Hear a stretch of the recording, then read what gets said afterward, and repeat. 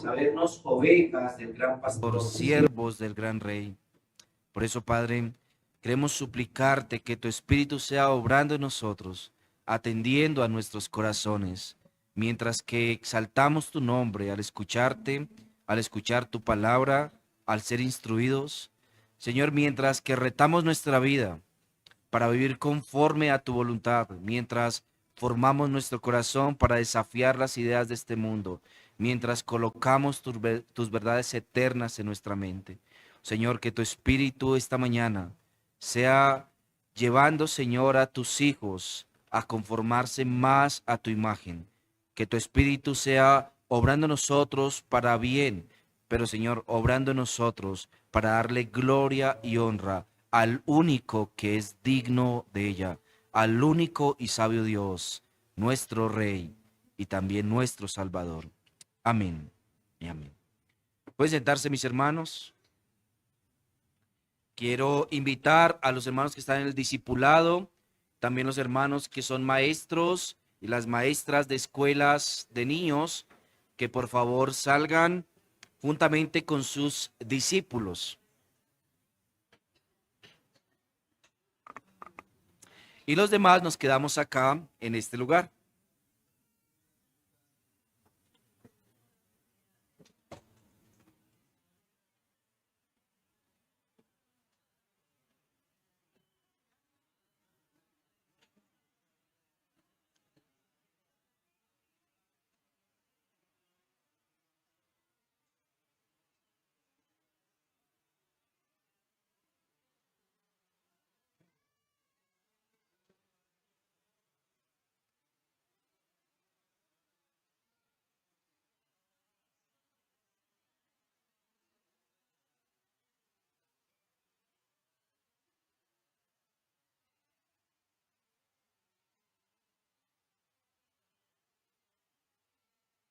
Bien, hermanos, voy a invitarles a que me acompañen. Por favor, vamos a ir a la segunda carta de Pablo a Timoteo. Segunda carta de Pablo a Timoteo.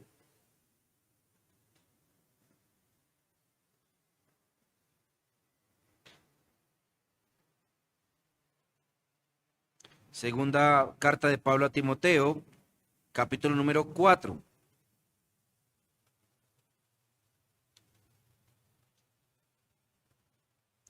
Escuche lo que dice Pablo a Timoteo, su discípulo, en la segunda carta, en el capítulo 4. Te encarezco delante de Dios y del Señor Jesucristo, que juzgará a los vivos y a los muertos en su manifestación y en su reino, que prediques la palabra, que instes a tiempo y fuera de tiempo, redarguye, reprende, exhorta con toda paciencia y doctrina, porque vendrá tiempo cuando no sufrirán la sana doctrina, sino que teniendo comezón de oír, se amontonarán maestros conforme a sus propias concupiscencias, y apartarán de la verdad el oído y se volverán a las fábulas. Pero tú, sé sobrio en todo, soporta las aflicciones, haz obra de evangelista, cumple tu ministerio. Porque yo ya estoy para ser sacrificado y el tiempo de mi partida está cercano. He peleado la buena batalla, he acabado la carrera, he guardado la fe.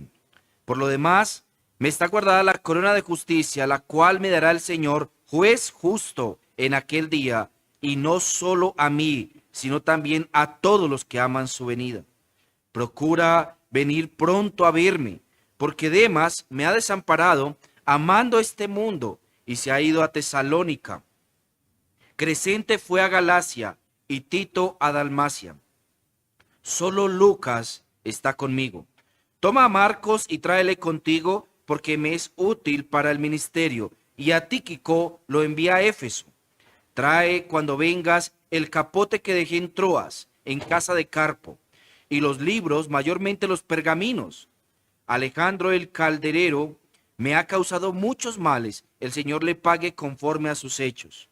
Guárdate tú también de él, pues en gran manera se ha opuesto a nuestras palabras. En mi primera defensa ninguno estuvo a mi lado, sino que todos me desampararon, no les sea tomado en cuenta. Pero el Señor estuvo a mi lado y me dio fuerzas para que por mí fuese cumplida la predicación y que todos los gentiles oyesen. Así fui librado de la boca del león. Y el Señor me librará de toda obra mala, y me preservará para su reino celestial. A él sea gloria por los siglos de los siglos. Amén. Saluda a Priscila y Aquila y a la casa de Onesíforo. Erasto se quedó en Corinto y Trófimo dejé en Mileto enfermo. Procura venir antes del invierno. Eúbulo te saluda, Pudente, Lino, Claudia y todos los hermanos. El Señor Jesucristo esté con tu espíritu. La gracia sea con vosotros. Amén. Hermanos, estamos terminando nuestra serie de equipar. Hemos gastado hasta este momento aproximadamente 5 meses en los que hemos procurado lidiar con el asunto de equiparnos, cómo nosotros nos equipamos para el servicio. ¿Cuál es la misión que tenemos de equipar a los hermanos para el servicio? ¿Cómo es que nosotros lidiamos con el hecho de que estamos cumpliendo con una misión aquí y ahora en este mundo, en tanto que el Señor nuestro Salvador regresa y en tanto que Él nos lo concede mientras estamos vivos? Hemos comenzado esta serie de equipar, que es el último de los 4 Es decir, después de pensar en que debemos entablar conversaciones con otros, que debemos evangelizarlo, que además de ello debemos establecer, o ellos deben establecerse, también nosotros debemos ser equipados. Hemos recorrido el camino del cristiano.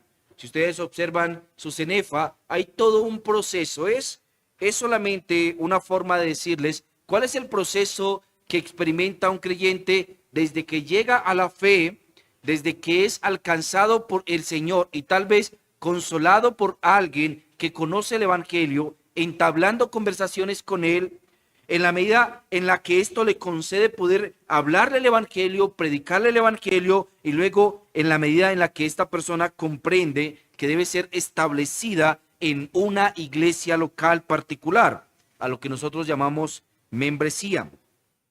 Luego, esa persona que antes no conocía al Señor llega a ser un siervo del Señor, un ministro de Cristo, equipándose para ese servicio. Y tal vez la última sección, y que no trataremos dentro de esta serie, sea la de enviar. Es decir, estamos hablando de entablar conversaciones, la primera evangelizar, la segunda establecer, la tercera y equipar, la cuarta Y hay una quinta que no trataremos en esta serie, que es la de enviar. Nosotros llegamos aquí hasta el escenario de equiparnos. Y cuando hablamos de eso, observamos que el mandato del Señor a sus ministros es el de equipar a la iglesia para el servicio. Esa es la misión que hemos recibido los ministros del Señor. Hemos recibido la misión de equipar a los santos para el ministerio. Escuche cómo le dice el Señor a través de Pablo a la iglesia.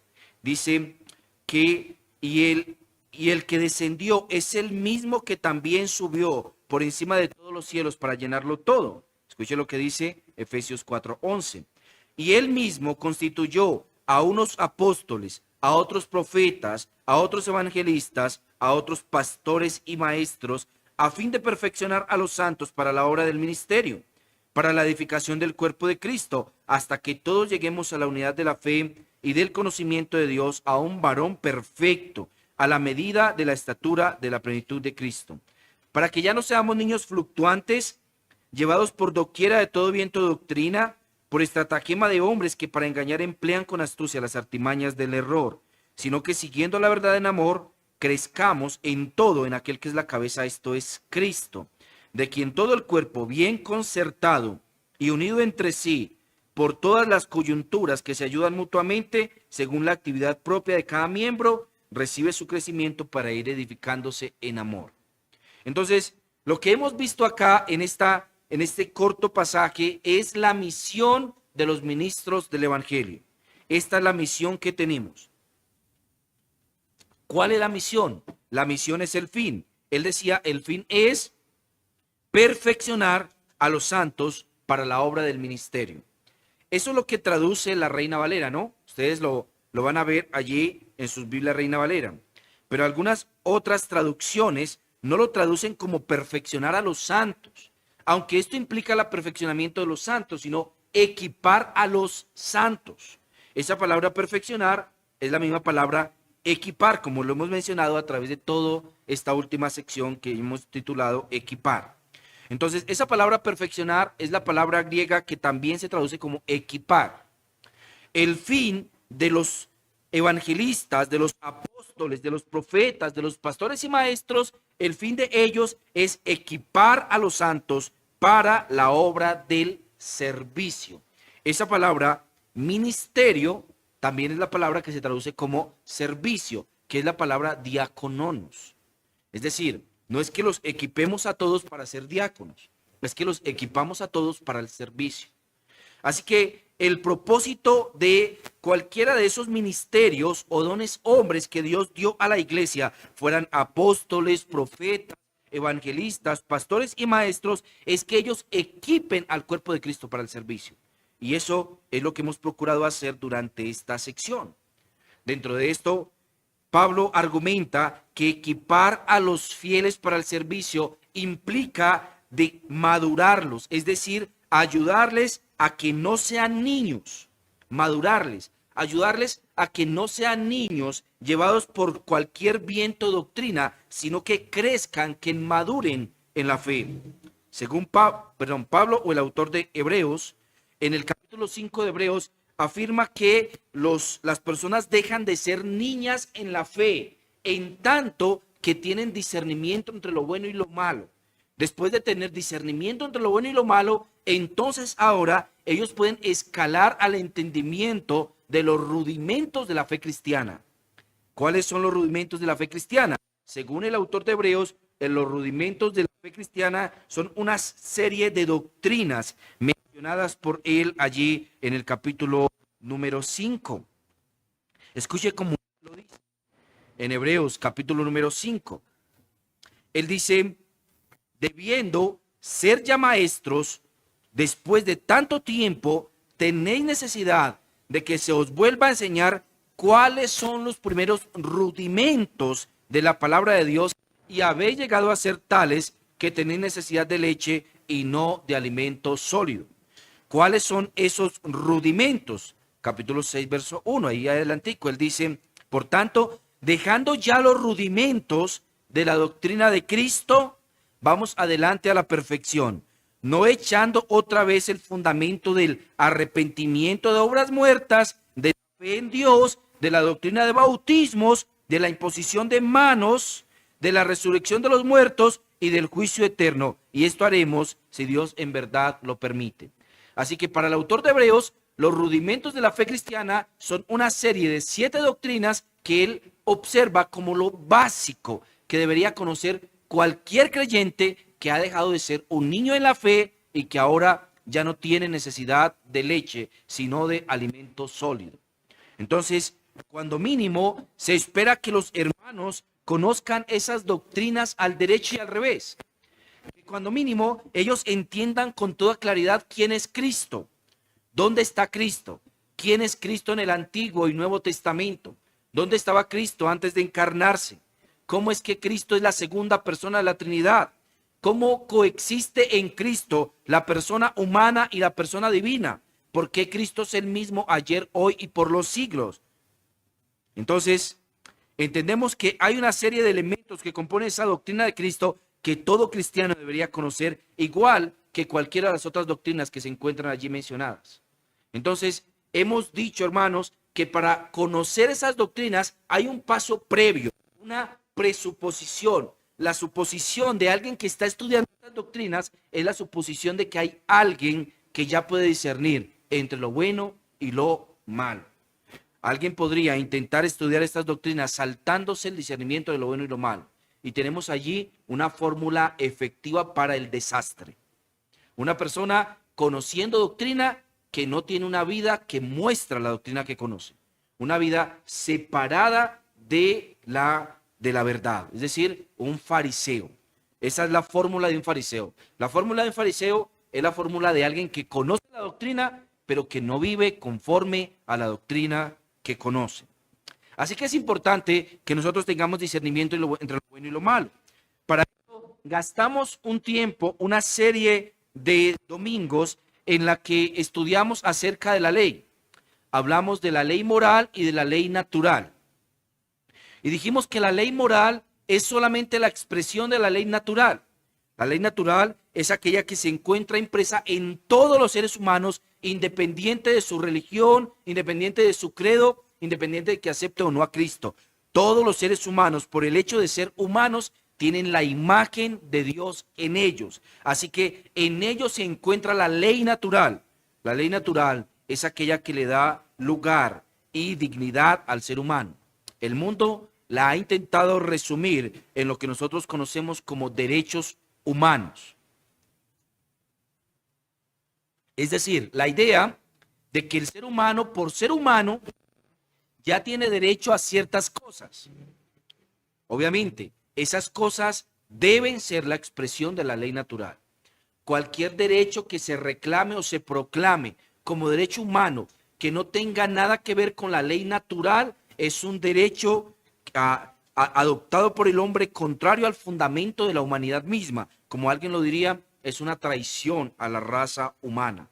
¿Por qué? Porque el ser humano, por el hecho de ser humano, tiene algunas características particulares que le permiten a él vivir de acuerdo a eso. Es decir, por ejemplo, cuando comités como las Naciones Unidas o la ONU u otras, la OEA o la Organización Internacional de la Salud, intentan declarar como derecho el aborto, es una traición contra la civilización y la raza humana. ¿Por qué es una traición contra la raza humana? Porque el ser humano tiene derechos por el solo hecho de ser humano.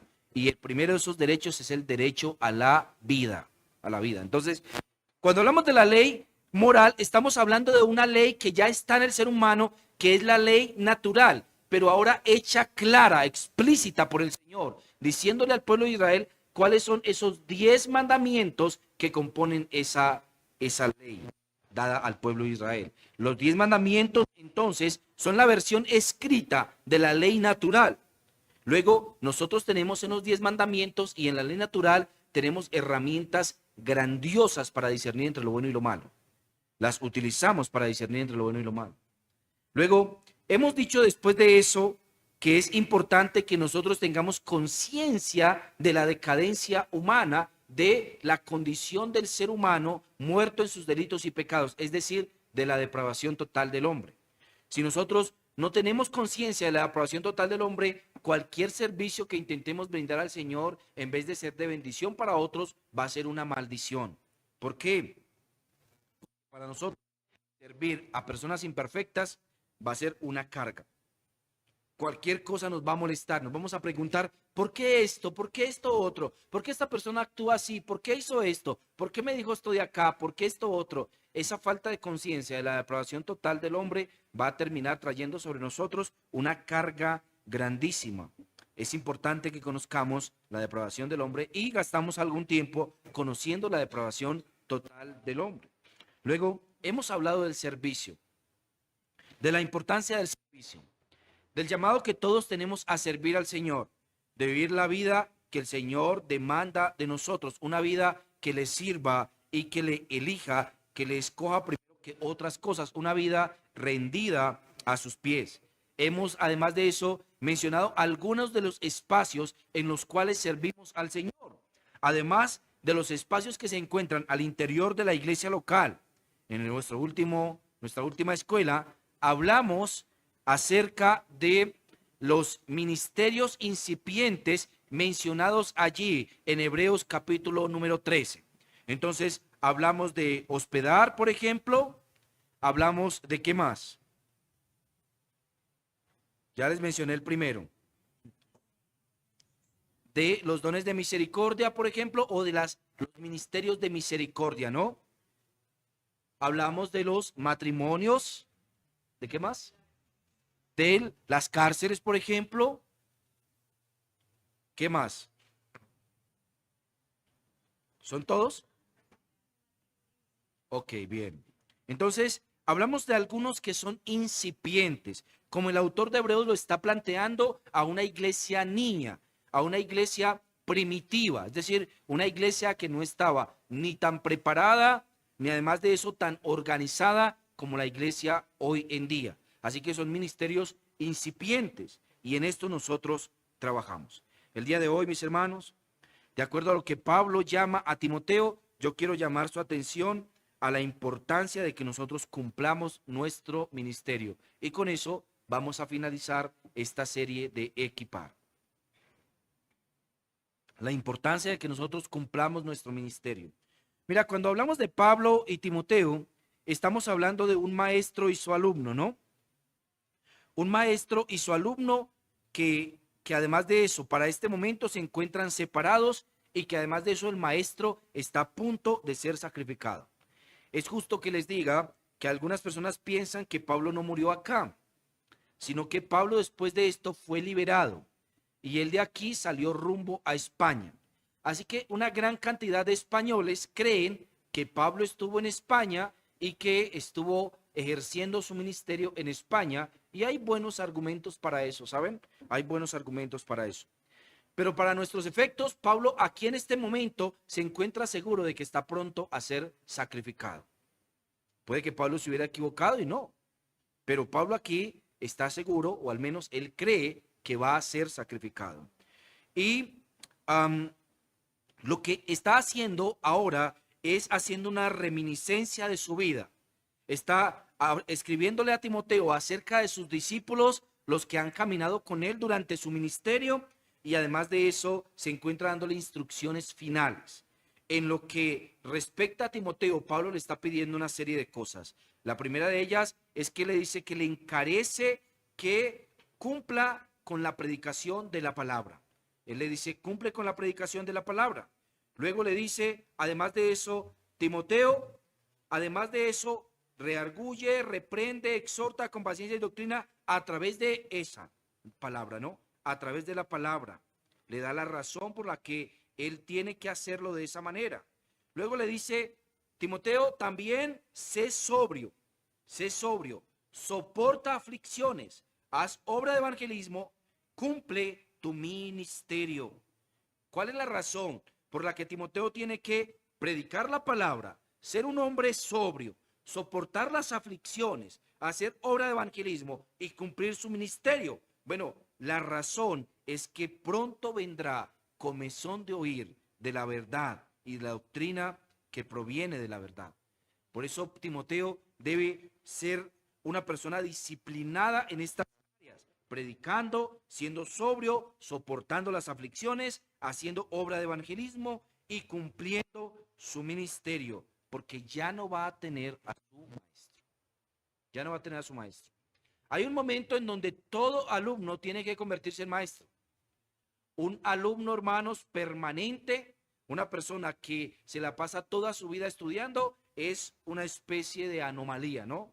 Es un monstruo, es algo deforme, es algo que no está conformada al orden natural de las cosas. Los mayores enseñan a los menores. En tanto que nosotros duramos en el evangelio, necesitamos crecer en el evangelio de tal manera que podamos llegar a ser maestros de otros. ¿Sí? Ese es el orden natural de las cosas. Hace unos 2 años, un estudio de la Universidad Nacional acerca de sí misma identificó a una serie de personajes que llevaban 18 años inscritos en la universidad. Llevan 18 años estudiando un periodo tras otro, un periodo tras otro, un periodo tras otro. Pues por supuesto, ellos los identificaron como los posibles promotores de los encapuchados y todo eso. ¿Sí? Claro, una persona allá todo ese tiempo, ¿qué está haciendo allá todo ese tiempo? Inscrito en cursos de pregrado una y otra vez, es probable que estuvieran haciendo otra cosa diferente a estudiar. Pero mira, nuestro texto nos muestra de manera particular que Pablo está diciéndole a Timoteo, Timoteo, te has graduado. Ya no está tu maestro, ahora Timoteo, mira a ver cómo siguen las cosas de aquí adelante. Un hombre que se decía había sido discípulo de Juan el apóstol, llamado Policarpo, por allá en el siglo I. Este hombre era un gran maestro. La razón por la que la gente lo consideraba un gran maestro era esta: había conocido personalmente a Juan. Eso era todo. había conocido personalmente a Juan. Entonces Policarpo por eso debía ser escuchado, porque él había conocido personalmente a Juan. Policarpo fue un mártir, murió por la causa de Cristo. Entendemos que aprendió bien de Juan. ¿Por qué? Porque cumplió lo mismo que su maestro. Hizo lo mismo que su maestro. La labor de cualquiera de nosotros al momento de enseñar a la iglesia es que esa iglesia crezca al punto de convertirse en maestro.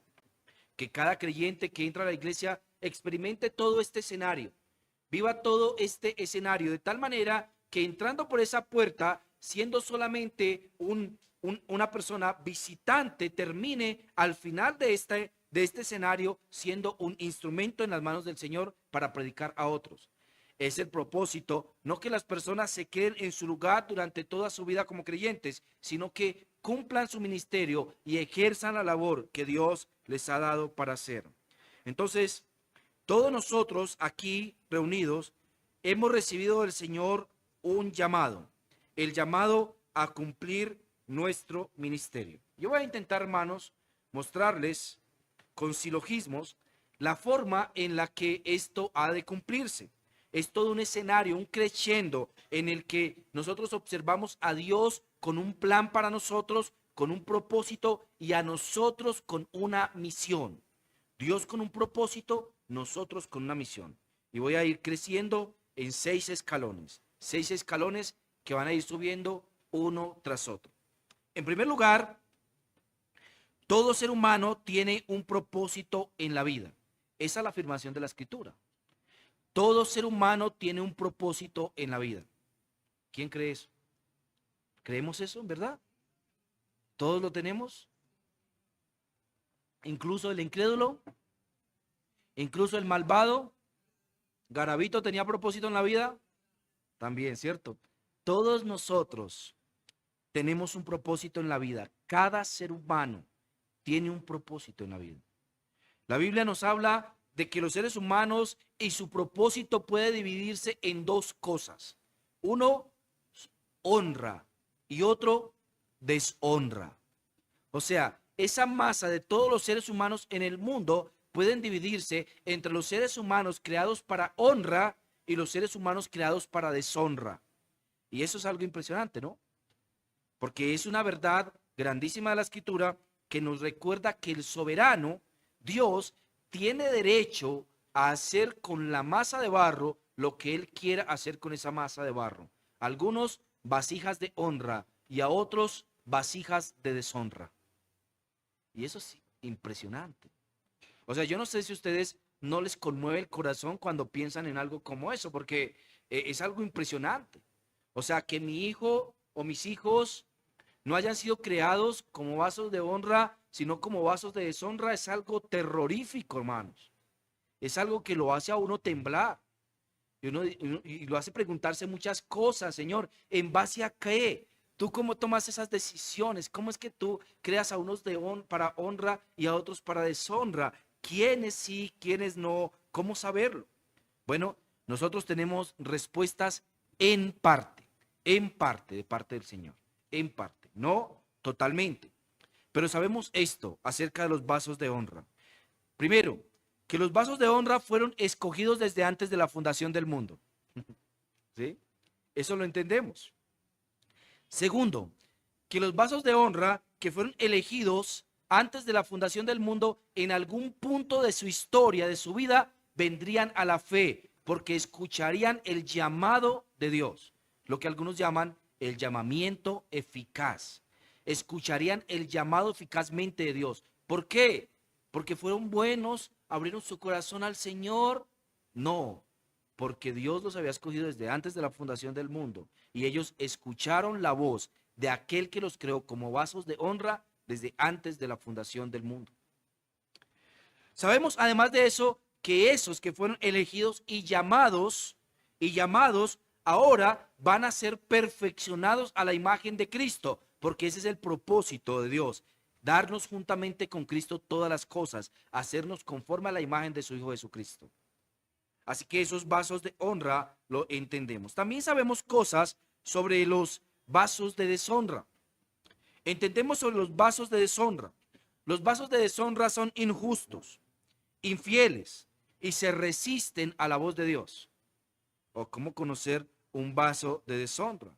Un vaso de deshonra ha de ser conocido porque rechaza el llamamiento del Señor. No es que Dios a los vasos de deshonra no los haya llamado, sino que en ellos el llamamiento no opera de una forma eficaz, sino que se resisten al llamado de Dios. Sabemos que los vasos de deshonra viven su vida conforme a su propio pensamiento. Ellos son juez para sí mismos.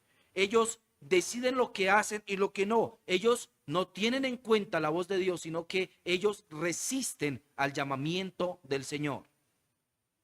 El vaso de deshonra, por supuesto, no es que tenga menos oportunidad que el vaso de honra, es que él está duro en su corazón y se ha endurecido de tal manera que Dios ha sido descartado de su mente y vive como si Dios no existiera. Escuche, yo estoy diciendo y vive como si Dios no existiera. Yo no estoy diciendo y piensa como si Dios no existiera. Porque estos vasos de deshonra piensan que Dios existe, pero viven como si Dios no existiera.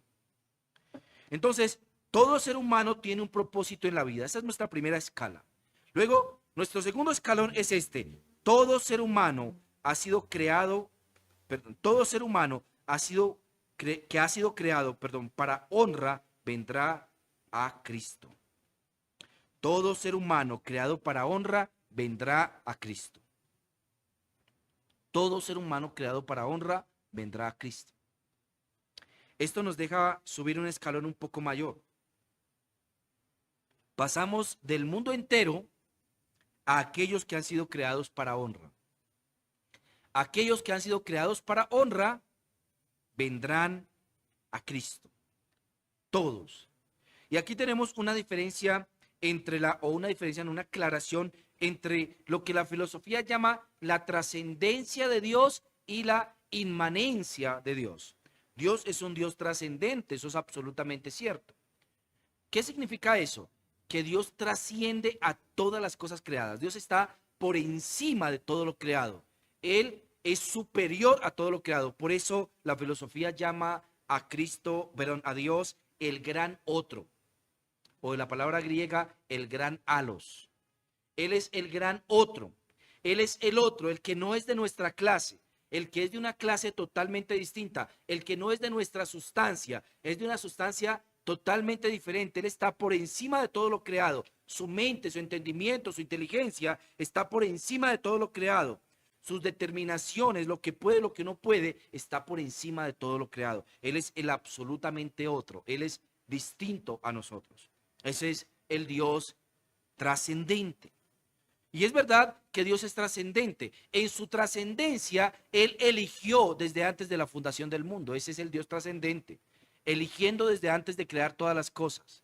Antes de que todo existiera, todo estaba en la mente de Dios. Cristo fue inmolado en la mente de Dios, en el lugar donde no existe el tiempo, por encima de eso que nosotros no podemos pensar, donde nosotros ya nuestra mente no alcanza a razonar, porque no hay cosas hiladas de acuerdo a lo que nosotros entendemos. Allí, Dios trascendente ha decidido elegir los vasos de honra.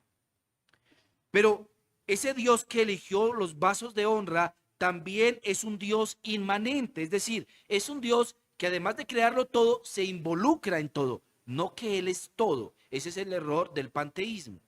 Algunos como Jesús Adrián Romero y otros que creen en el panteísmo o el pananteísmo, piensan que Dios es todo.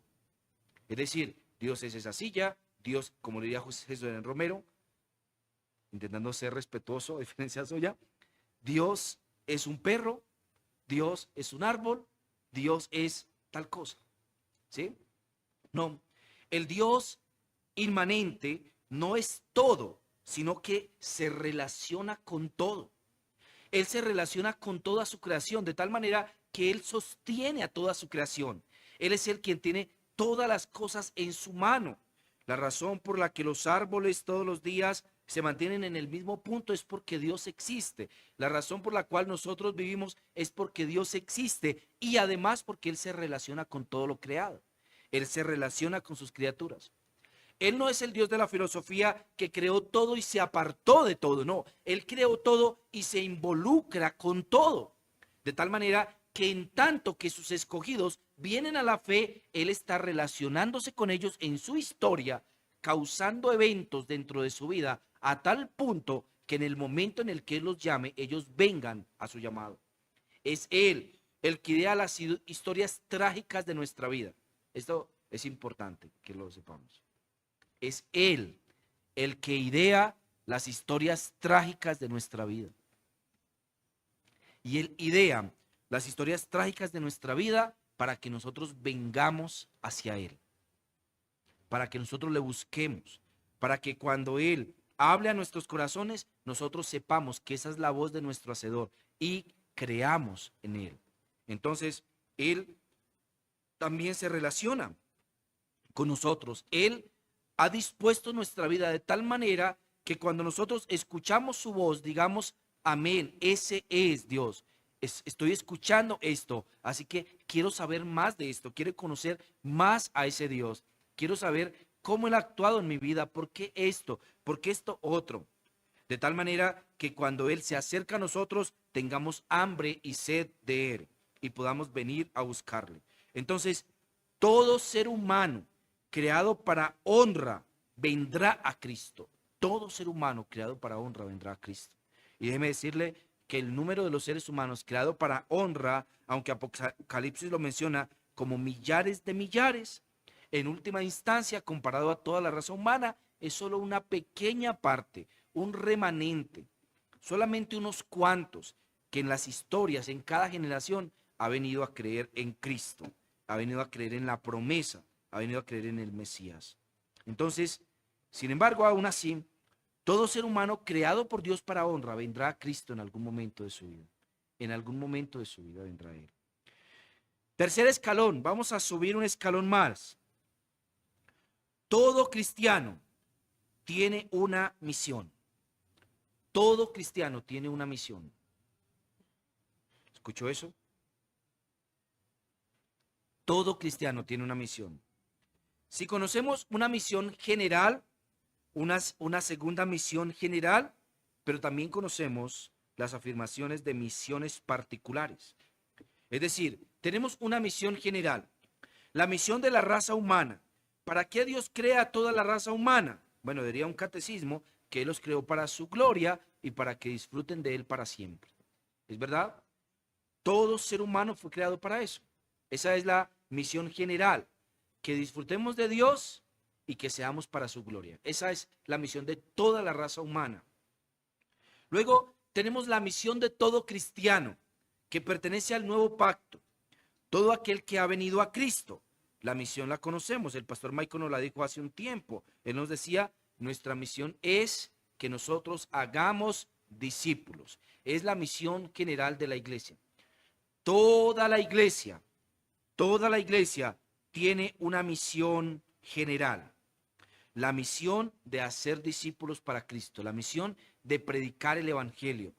Toda la iglesia debe predicar el evangelio haciendo discípulos. Esa es una misión de toda la iglesia. Pero también tenemos que decir que todo ser humano creado para honra, que ha venido a Cristo, tiene una misión particular también. Tiene una misión particular. No podríamos, hermanos, hablar aquí de cada misión particular. Pero lo que vemos a través de la Escritura y a través de toda la historia es que cada ser humano tuvo una misión particular. Por ejemplo, ¿tenía la misión Abraham de creer en el Dios de las promesas? Sí. Pero si nosotros pensamos en cuál era la misión de Abraham, podemos decir, la misión de Abraham era, ¿cuál era la misión de Abraham? ¿Qué piensan?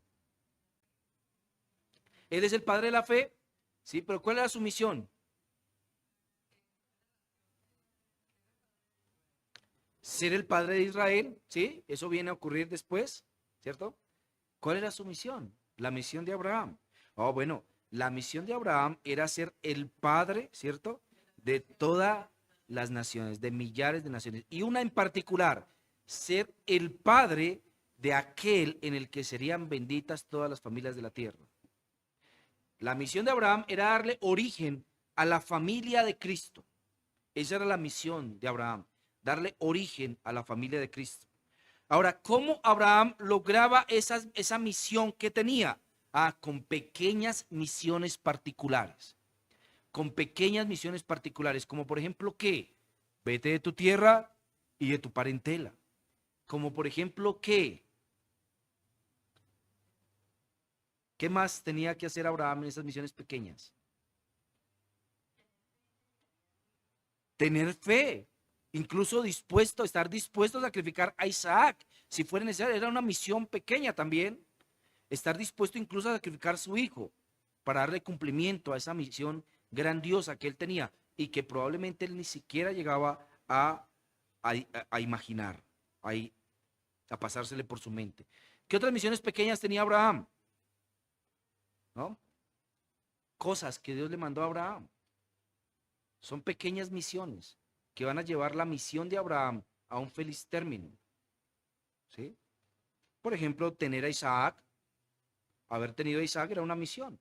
También misión de ella, ¿no? De Sara, haber sido la madre de él. Otra misión de Abraham era por ejemplo, es una pequeña misión de Isaac, de Abraham, certificar o asegurarse que su descendencia se mantenía dentro de la familia, ¿no? Cada ser humano, ese es el caso de Abraham. Si pensáramos, por ejemplo, en el caso de Isaac, ¿cuál era la misión de Isaac? ¿Qué misión? No sabemos tanto de Isaac como de Abraham o de Jacob, ¿cierto? Sabemos poco de Isaac, pero sabemos algunas cosas de Isaac. Tenía una misión. La misión era haberle delegado la responsabilidad a uno de sus hijos. Él fue creado con una misión. La misión era pasar la bandera, ¿no? Y pasarle la bandera a uno particular de sus hijos, que había sido Jacob. La misión de Isaac fue haber tenido dos hombres gemelos, ¿no? Gemelos, y haberle dado una cierta preferencia a uno, escogiendo el otro. Algo que venía al cumplimiento de su misión. Si saltáramos, por ejemplo, a Moisés, ¿cuál era la misión de Moisés? Sacar al pueblo de Egipto, esa es su misión. Ahora, ¿cómo él cumple con esa misión? Con pequeñas misiones. ¿Cuáles eran esas pequeñas misiones? Por ejemplo, haber ido, como Dios le dijo, hacia Egipto, ¿cierto?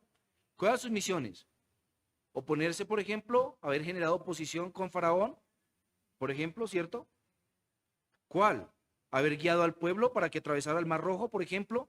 Misiones pequeñas, ¿no? Haber construido el tabernáculo, misiones pequeñas que darían lugar a esa misión grande, ¿no? Haber escrito los libros, una misión, ¿cierto? Esa misión, haber escrito los 5 libros de la ley, haber dado las tablas de la ley, por ejemplo, haber bajado las tablas de la ley, misiones pequeñas que dan origen a esa misión grande que era sacar al pueblo de Egipto, ¿sí? ¿Quién más? David. ¿Cuál era la misión de David?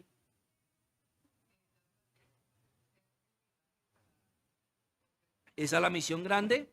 ¿Esa es la misión grande? ¿El ser el padre del linaje de Cristo? Empezar el reinado, ser un rey conforme al corazón de Dios, ser un rey conforme al corazón de Dios. Y ahora, ¿cómo se es un rey conforme al corazón de Dios? Sí, bueno, siempre vamos a encontrar la obediencia, pero ¿cuáles esas misiones? ¿Cuáles son las pequeñas misiones que él tiene para ser así? Sí, también todos tienen que creer, ¿cierto? Pero ¿cuáles son esas misiones particulares que tiene que hacer? ¿Qué observamos en su vida, por ejemplo? Ser misericordioso, que se traduce en qué? Sí, ¿en qué? ¿En qué? O sea, misiones particulares que él ha recibido. Por ejemplo, libertar al pueblo de sus enemigos, es una de esas misiones pequeñas que van a convertir luego a llevar a esa misión grande? Por ejemplo, preparar los recursos para la construcción del templo. Por ejemplo, misiones así, pequeñas. Por ejemplo, ¿qué más? Por ejemplo, no haber tocado al ungido de Jehová, ¿cierto? La misión de respetar el rey sin tocarlo, ¿no? Por ejemplo, preparar a su hijo Salomón para el reinado, ¿sí? Mira, vamos a encontrar pequeñas misiones que van a llevar a esa gran misión que todos nosotros tenemos. Eso se cumple en pequeñas misiones. Y podríamos hablar de Cristo, por ejemplo, ¿cierto?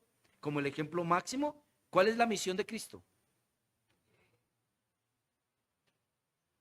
Uy, estrella.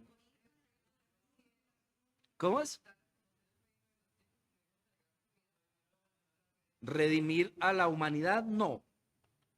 Redimir al que cree. Redimir a su pueblo, ¿cierto? Redimir a su pueblo, rescatar a su pueblo. Es la misión de Cristo. ¿Cómo Cristo llega a esa misión? Por pequeñas misiones. Por ejemplo, despojándose de su gloria y haciéndose hombre. ¿Cómo más?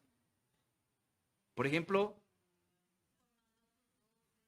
haciendo discípulos, por ejemplo, haciendo la voluntad del Padre. ¿Cómo es? Sí, muriendo en la cruz, le implicó eso, ¿cierto?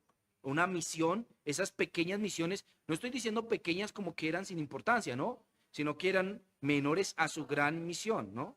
Exacto.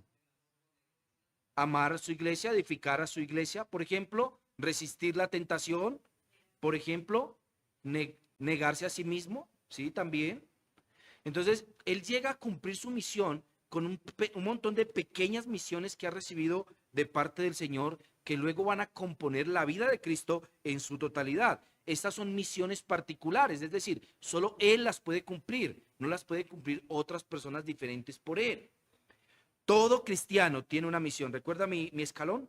Este escalón, todo cristiano tiene una misión. Primer escalón, todo ser humano tiene un propósito en la vida. Segundo escalón, todo ser humano ha sido creado para honra, que ha sido creado para honra, vendrá a Cristo. Todo ser humano creado para honra vendrá a Cristo. Y nuestro tercer escalón es que todo cristiano tiene una misión general y una misión particular. Todos tenemos pequeñas misiones para cumplir con nuestra misión. Cuarto escalón, todo cristiano será efectivo en su misión en la medida en la que cumpla su ministerio. ¿Escucha eso? Todo cristiano será efectivo en su misión en la medida que cumpla su ministerio. Deme otra palabra para ministerio, por favor. Servicio, ¿cierto? Gracias, gracias. ¿Sí? Algo se quedó. Bien, todo cristiano será efectivo en su misión en la medida en la que cumpla su servicio o su ministerio. Cuando Pablo le estaba hablando a Timoteo allí, él está diciéndole, Timoteo, cumple tu ministerio, Timoteo, cumple tu ministerio, cumple con tu servicio. ¿Cuál es tu ministerio? Bueno, el ministerio de Timoteo era predicar la palabra, era ser sobrio, ¿no? Estar sobrio, soportar las aflicciones, hacer obra de evangelismo y cumplir su ministerio. Y usted nota ahí ese cumplir su ministerio como un crescendo, así como lo que estamos haciendo acá, unos escalones por los que se va subiendo, ¿no? El ministerio de Timoteo es su servicio y su servicio está compuesto por un montón de pequeños elementos que componen su ministerio, entre ellos la predicación, el sufrimiento de aflicciones, el sacrificio y el hacer obra de evangelista.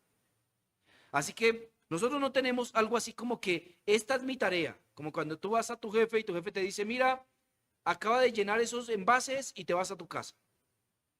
No, no tenemos eso. Nosotros tenemos una serie de elementos particulares que van a cumplir con esa misión grandiosa, la misión que hemos recibido de parte del Señor. Pequeñas obras de servicio dentro de diferentes escenarios con las que nosotros debemos cumplir. Hermanos, no hay ningún servicio al Señor que no esté compuesto por un montón de pequeñas cosas que tenemos que hacer para Él y para su gloria. Cualquier tipo de servicio con el que nosotros sirvamos al Señor, será un servicio particular del que se nos va a demandar cumplimiento, cumplir nuestro ministerio, en lo que sea que nosotros nos encontramos haciendo. ¿Qué ministerios hemos mencionado? Hemos mencionado muchos. Por ejemplo, la última semana mencionamos 4 de ellos. Mencionamos matrimonios, obras de misericordia, ministerios carcelarios y la hospitalidad. Y la hospitalidad, que son ministerios en los que tú no dependes de una forma directa, incluso ni siquiera de la iglesia. Ministerios que hemos recibido del Señor, servicios particulares que están compuestos por una serie de pequeñas misiones que finalmente darán a luz el todo de nuestro ministerio particular. Tenemos que decir esto, hermanos, para bajarnos un poco de la nube. No todos conoceremos al final de nuestra vida cuál fue nuestro ministerio particular. Como pasó con el caso de Abraham. Abraham al final de su vida no supo cuál era su ministerio particular. Él esperaba la ciudad celestial, según nos dice Hebreos. Él esperaba una ciudad celestial, un lugar donde toda su descendencia, multitudes, pudieran vivir, pero él esperaba que esa ciudad fuera celestial. Pero en fin de cuentas, al final de su vida, su ministerio particular fue el ser padre de Isaac. Y el ministerio de Isaac fue el ser padre de Jacob. El ministerio de Jacob fue ser el padre de 12 tribus.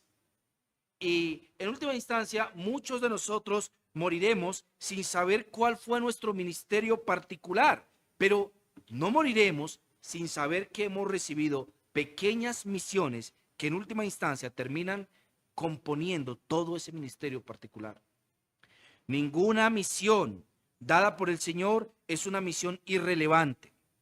Todas las misiones dadas por el Señor son misiones relevantes en tanto que nosotros podamos cumplir efectivamente con ellas. Cumplimos con esas misiones de forma efectiva mientras que nos esforzamos para hacerlo. Como Pablo le dijo a Timoteo, Timoteo, sufre penalidades, Timoteo, haz obra de evangelismo, Timoteo, predica la palabra, Timoteo, cumple tu ministerio. Nosotros no hemos recibido nada pequeño del Señor. Hermanos, en tanto que las cosas que hagamos para el Señor sean contrarias a la forma y el sistema del mundo, cualquier cosa que hacemos para el Señor es algo muy relevante. Déjenme colocarle algunos casos. Por ejemplo, en el Antiguo Testamento encontramos a David haciendo una de esas pequeñas misiones. Una de esas pequeñas misiones que él recibió fue organizar la adoración al Señor. Déjeme preguntarle, ¿quién debería haber hecho eso? ¿Quién debería haber organizado la adoración al Señor? Los sacerdotes o el sumo sacerdote. Ellos debían haber organizado la adoración al Señor. Ninguno lo hizo. David fue llamado a hacer algo que ninguno de los que debía hacerlo hizo. Y él organiza el servicio de adoración al Señor. Y dentro de esa organización, él puso una familia en particular a que sirviera a la dirección de los coros en la adoración al Señor. ¿Quién? La familia de Coré. Y la familia de Coré, que era solo una familia, llegó a ser tan importante cumpliendo su misión, esforzándose en el cumplimiento de su misión, que llegó incluso a escribir salmos que están escritos en la Biblia. Una familia que fue puesta para eso. Y llegó a hacer eso. Déjeme mencionarle otro caso. Una mujer viuda que servía al arreglo de las ropas de los sacerdotes en el templo. ¿No? Algo que se ve pequeño, como que no tiene mucha importancia. De hecho, para Israel no tenía importancia de nada, ¿no? Pero luego nos encontramos con esa mujer mencionada en la Escritura como un ejemplo de una mujer piadosa que esperaba el momento de la venida del Señor, que termina siendo tan relevante que la Escritura la menciona como uno de esos casos de ejemplo. Mira, nosotros no tenemos casi nada de la vida de Cristo antes de su ministerio, antes de empezar el ministerio en el bautismo. Casi nada. Pero esa mujer es mencionada en ese tiempo. dentro de ese escenario donde casi nadie fue mencionado. Un caso de alguien haciendo algo pequeño que pensó que era grandísimo y que dedicó su vida a hacer eso que los demás veían como algo pequeño, ¿no? Y eso pequeño cobró tanta importancia en ella. Esa misión particular. Luego, por supuesto, se nos describe como parte de su misión impresionante. ¿Cuál era la misión grandiosa que tenía esta mujer? Ah, bueno, ser testimonio de que el Cristo había venido a la tierra y que se había cumplido las profecías del Antiguo Testamento. ¿Cómo llega a eso? Arreglando las ropas de los sacerdotes en el templo, ¿no? Hubo otra mujer, usted la ha de reconocer, esta viuda que solamente dio un denario, ¿no? Que dio un denario en el templo. Algo sin mucha importancia, una misión, la misión de ofrendar, que para ella se convirtió en un asunto muy importante, muy relevante, de tal manera que termina siendo puesta por Cristo como ejemplo y recordada por toda la humanidad, bueno, por todos los cristianos, desde allá hasta hoy, por una acción particular que se tomó en serio. Hermanos, no hay trabajo pequeño, no hay ministerio pequeño, no hay cosa pequeña que podamos hacer para Dios. Nosotros somos efectivos en el cumplimiento de nuestra misión en tanto que nosotros nos tomamos en serio eso. Todo cristiano será efectivo en el cumplimiento de su misión en la medida en la que cumpla con su ministerio. Y, por supuesto, aquí yo no estoy hablando de Charles Spurgeon predicándole a una multitud o Jonathan Edwards botando sangre por la boca mientras le predicaba a 5,000 hombres. No, yo estoy hablando de cosas así, pequeñas, que son acá de nuestro día a día, de lo que hacemos para el Señor y para su gloria, que nos lo tomamos en serio en nuestra vida. Juan Calvino se tomó en serio su labor de entender la Escritura y nosotros todavía lo recordamos por eso. Wesley se tomó en serio la labor de ir de pueblo en pueblo predicando el Evangelio y todavía lo tenemos acá. Hasta el día de hoy lo recordamos. Esposas de estos hombres, muchas de ellas se tomaron su ministerio en serio. La esposa de Lutero se tomó su ministerio en serio, de tal manera que hasta hoy recordamos su ministerio y lo que ocupó. George Whitefield se tomó su ministerio en serio. Y George Muller se tomó tan en serio su ministerio que cientos de vidas de jóvenes fueron transformadas a través de su trabajo. Cientos de ellas. Algo que a los demás tal vez les puede parecer pequeño, ellos se lo tomaron en serio, al punto en el que Dios transforma la vida de mucha gente a través de ellos. Hoy podemos decir, la misión de George Muller fue traer a la vida a un montón de jóvenes huérfanos que no tenían nadie que se encargara de su cuidado, serles para ellos un padre que les enseñó a venir y creer en Cristo y la fe para salvación de sus almas. Algo que para alguien puede ser pequeño, para él fue algo que se tenía que tomar en serio. Quinto escalón, hermanos, cumplir con nuestro ministerio o nuestro oficio es perfeccionar nuestro oficio. ¿Escucha eso? Cumplir con nuestro ministerio es perfeccionar nuestro ministerio o nuestro oficio. Cumplir con nuestro ministerio es pasar o dar un paso adelante a la forma en la que otros lo hacen o con lo que otros se encuentran conformes. ¿Sí? Cumplir con nuestro ministerio es dar un paso adelante a lo que otros harían o con lo que otros se encuentran conformes. Otros se encuentran conformes con lo que nosotros no nos encontramos conformes. Cumplir con nuestro ministerio implica perfeccionarnos en aquello que hacemos, hacerlo cada vez mejor. Hermanos, las mamás vienen a ser conocidas por la grandeza de lo que hacen, porque perfeccionan aquello que hacen. No solamente porque son mamás. Mientras que cumplen con su papel de ser madres, se perfeccionan en el arte de la culinaria. mientras vienen a hacer eso, se perfeccionan en el arte de distribuir correctamente el tiempo. Yo no sé cómo hacen las mamás para lograr hacer tantas cosas en tan poco tiempo. Nosotros nos metimos a la cocina y cocinamos un plato, toda la mañana cocinamos un plato. Ellas se meten a la cocina media hora y ya todo está listo. Y tú dices, ¿cómo? Han perfeccionado aquello que hacen. Nosotros cumplimos con nuestro ministerio en tanto que perfeccionamos nuestro ministerio, es decir, cada vez hacemos mejor aquello que hacemos. Damos un paso adelante. No estamos conformes con aquello que hacemos y la manera en la que lo hacemos, sino que seguimos adelante. No estamos contentos con entender la doctrina de la Trinidad. Tenemos que conocer a Dios. Hoy tenemos que entrar a debatir con nuestras mentes incapaces a veces de adoptar términos y conceptos filosóficos que luego tenemos que engranar en nuestro pensamiento sobre Dios. Luego, conocer a Dios es algo más que simplemente decir yo creo en Él. Ahora tenemos que caminar adelante, entender cómo es el amor de Dios, por qué decimos que Él es amor, cómo se aplica su amor, cómo se entiende esto, cómo ama a Dios, pero al mismo tiempo está dispuesto a enviar a alguien al infierno. Cómo es su justicia, su trascendencia, su misericordia, cómo es que Él es eterno, cuál es la forma en la que Él es siempre feliz a pesar de que vemos un mundo caótico. Hermanos, vamos un paso adelante a las cosas que para otros estarían bien.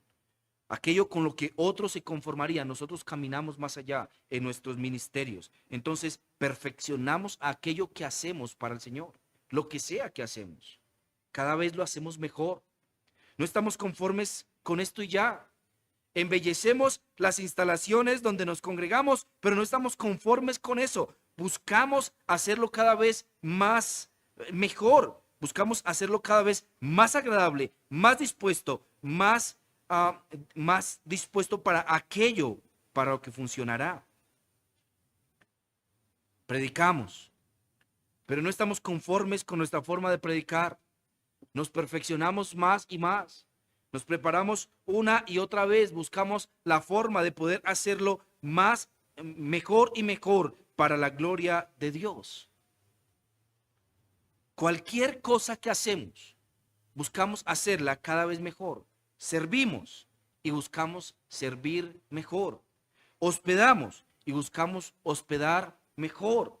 Servimos a las parejas y buscamos servir mejor. Damos consejo y buscamos aconsejar mejor. No estamos conformes con aquello que hacemos, sino que perfeccionamos aquellas cosas que hacemos para el Señor. No nos quedamos así. Ay, bueno, esto es así de fácil y ya está. Yo solo tengo que ir y hacer esto y ya, yo me desconecto. Sino que al contrario, aquella persona que ha sido llamada a cumplir con su ministerio es llamada a cumplir mejor con su ministerio. Y por eso Pablo le dice a Timoteo, Timoteo, predica la palabra. No es que Timoteo no fuera un predicador, de hecho era un enviado con una misión apostólica. Le había sido encomendado por Pablo el organizar las cosas en la iglesia de Éfeso. Y la iglesia de Éfeso es, por decirlo menos, era tal vez la iglesia más preparada de toda Asia Menor. Y Pablo le encomienda esta tarea a Timoteo, pero le dice, Timoteo, predica la palabra, insta a tiempo y fuera de tiempo, reargulle, reprende, exhorta con toda justicia. Pablo le dice a Timoteo, Timoteo, cumple tu ministerio. Timoteo, sufre penalidades. Timoteo, aprovecha el tiempo porque vendrá el momento donde la gente no querrá escuchar la sana doctrina. Así que aprovecha cualquier momento que tengas para hacerlo, Timoteo. Entonces, no simplemente nos conformamos con lo que hacemos, nos preparamos para hacerlo mucho mejor, no por nosotros, no para nuestra gloria, es para la gloria del Señor. Es por eso que queremos hacerlo mejor cada vez, sin tomar ninguna de nuestras misiones en poco, sin pensar que son pequeñas, sino que son grandes. Oh, tengo que prepararme para hablar con los hombres de este tema. Oh, no voy a prepararme de cualquier manera. Necesito hacerlo mejor que como lo hice antes. O tengo la oportunidad de predicarles. Voy a intentar hacerlo mejor que como lo hice antes. Tengo la oportunidad de organizar el templo. Ay, voy a intentar hacerlo mejor que como lo hice antes. Tengo la oportunidad de cantar, voy a hacerlo mejor que como lo hice antes. Y voy a buscar las maneras de formarme y prepararme mucho mejor. ¿Por qué? Porque hay una gran misión que tenemos. La misión de alcanzar a los perdidos. Y la misión de alcanzar a los perdidos se cumple en tanto que esas pequeñas misiones que nosotros vemos a veces como pequeñas, lo hacen cada vez mejor. Así nosotros cumplimos con nuestro ministerio correctamente. Finalmente, la última escalera.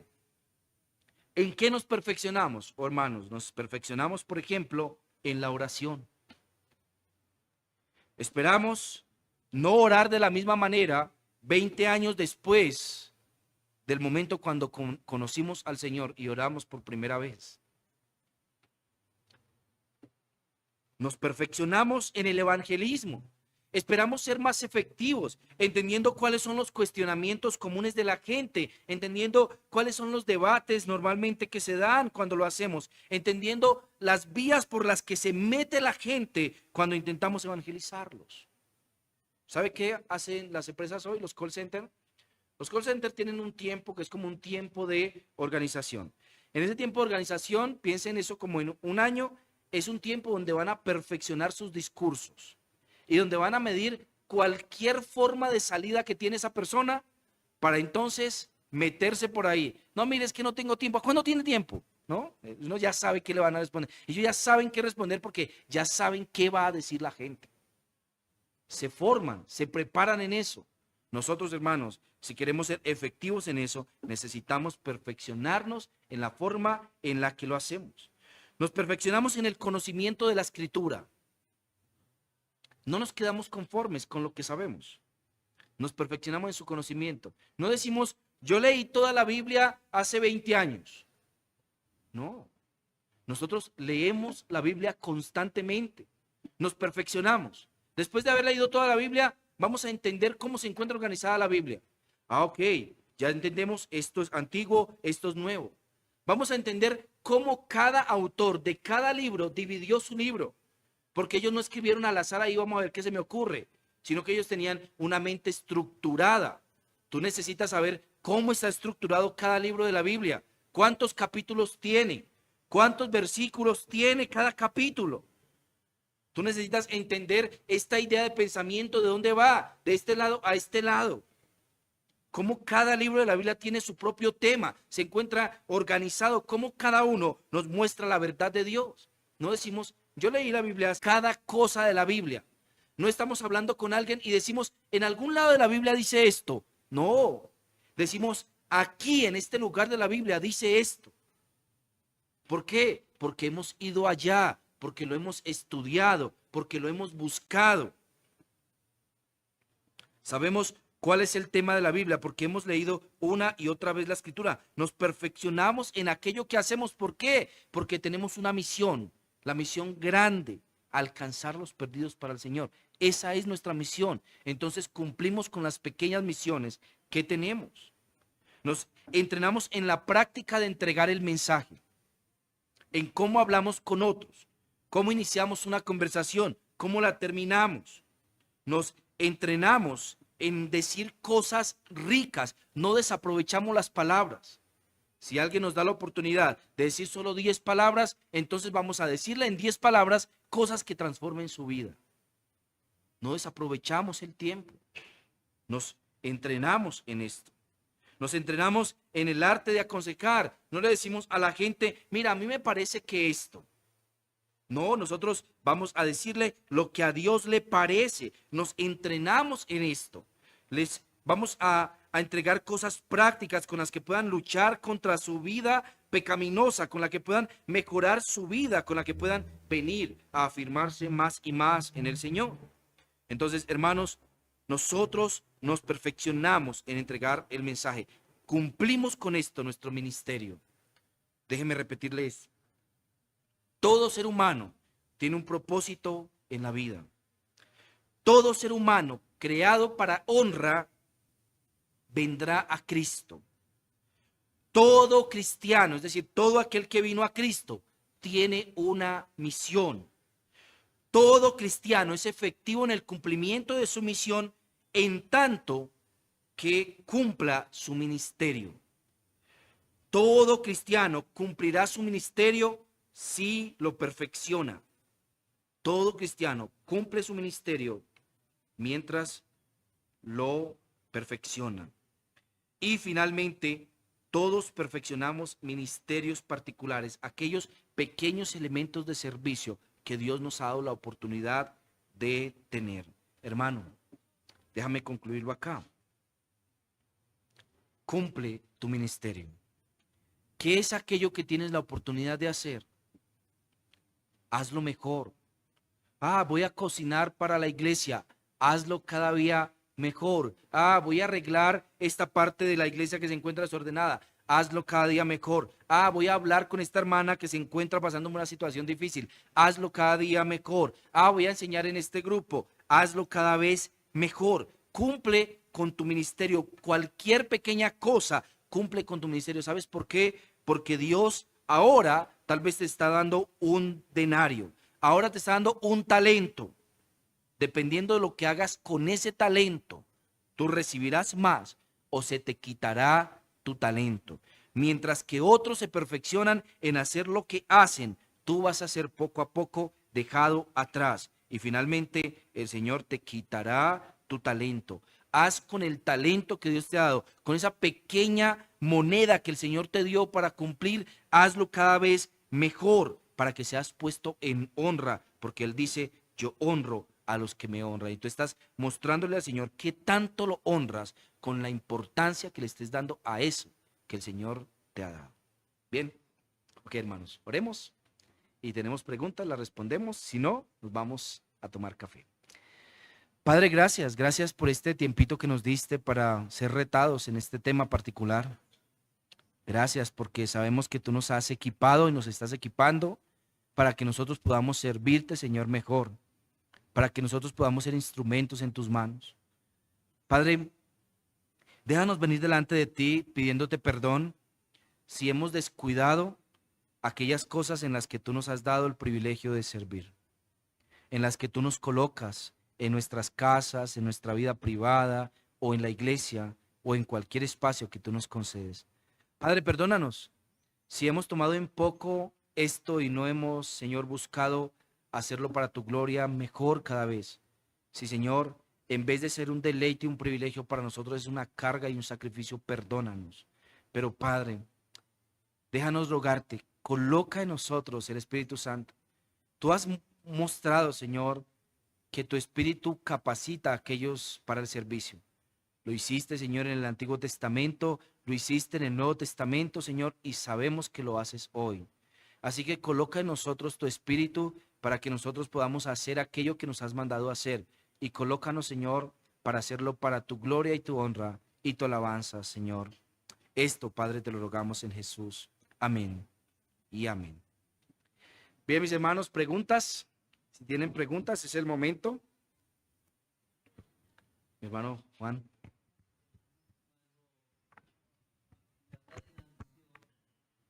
Iglesia como tal. Cuando hablamos de la misión de la iglesia, Sol de Justicia, y la visión de la iglesia particular que nosotros tenemos, ¿cómo logramos compaginar esto para que todos, digamos, vamos por la misma ruta? Si lo primero es conociendo nuestra misión y nuestra visión.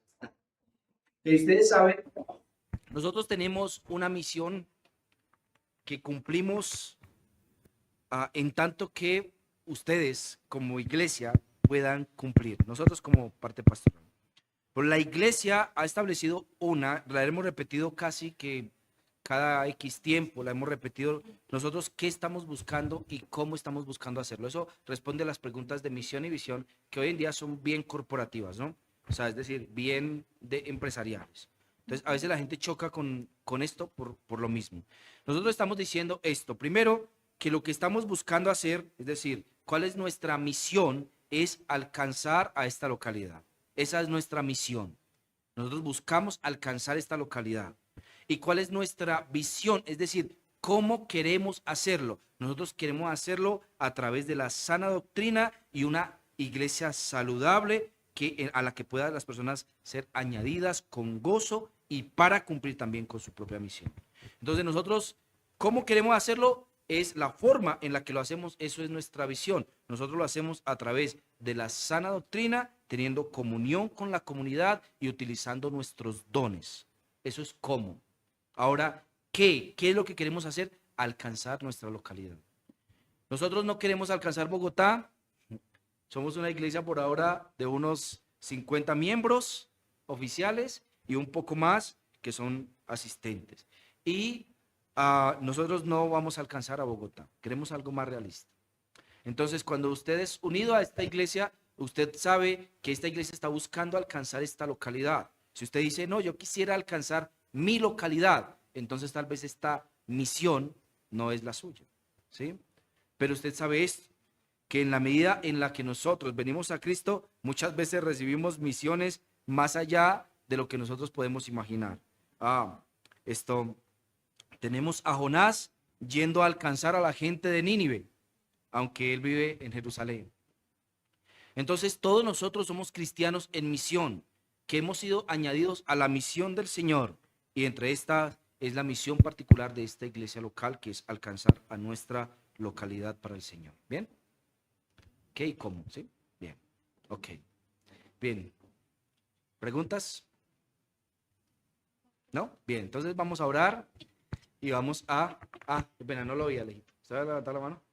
No, pensé que iba a levantar la mano. Ok. Bien, vamos a orar entonces y terminamos. Padre, déjanos darte gracias, Señor, por esta escuela y gracias también por lo que nos has enseñado. Gracias por este tiempo en el que hemos estado lidiando con el equiparnos, Señor. Yo sé, bendito Dios, no lo hemos hecho lo suficientemente bien. Señor, lo haremos mejor. Y lo haremos mejor para tu gloria, para tu honra y para que aquellos, Señor, cuyas almas son valiosas para ti, que ningún dinero en este mundo logrará comprar, Señor, para que esas almas, Dios, no se pierdan, sino que vengan a la vida eterna como nosotros. Padre, este tiempo aquí es corto, 70 años, 80 años, cuando mucho, el tiempo que podemos servirte, Señor. Pero la eternidad está completa, Señor. La eternidad es total. Anhelamos, Señor, ver a muchas de estas personas en la eternidad juntamente con nosotros. Por eso, Dios, buscamos hacerlo cada vez mejor y hacerlo mejor para ti, para tu gloria y para que tu Hijo Jesucristo sea exaltado. Así que a ti sea la gloria y la honra, Señor, por los siglos de los siglos. Amén y amén.